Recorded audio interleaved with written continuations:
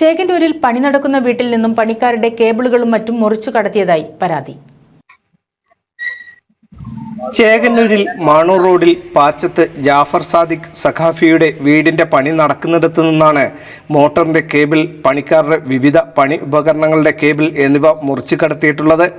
Wiring പൂർത്തിയാക്കി DB ബോർഡിലേക്ക് എത്തിച്ച ഭാഗത്തുള്ള 1.5 മീറ്ററോളം നീളത്തിലുള്ള കേബിളുകളും മുറിച്ചു കൊണ്ടുപോയിട്ടുണ്ട്. അതിന്റെ ന്യൂട്രും ഫേസും എർത്തൊക്കെ പാടെ മാർക്ക് ചെയ്തിട്ട് വെക്കാൻ വേണ്ടിയിട്ടുള്ള രീതിയിൽ ഇട്ടതായിരുന്നു.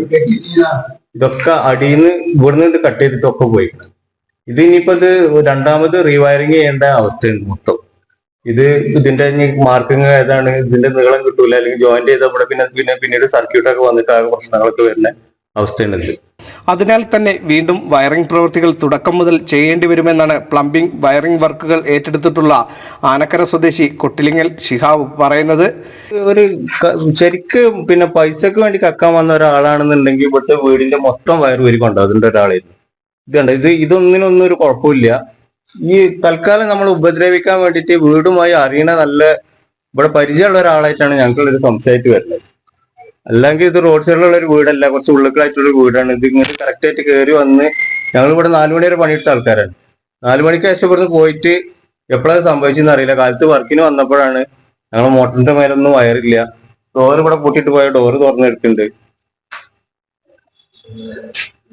ഇവിടൊക്കെ വയറുകളൊക്കെ തൂങ്ങി കിടക്കുന്നുണ്ട്.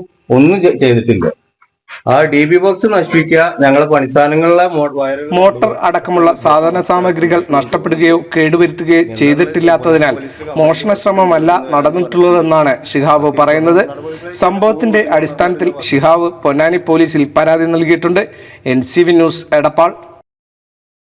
12 വർഷത്തെ എക്സ്പീരിയൻസ്, 800-ലധികം വിദ്യാർത്ഥികൾ, ഉയർന്ന നിലവാരമുള്ള പഠന രീതികൾ, എക്സ്പീരിയൻസ്ഡ് ആയ മാനേജ്മെന്റ്, കൂടാതെ 100% ജോലി സാധ്യതയും. Salient paramedical institute, Edappal, Tirur.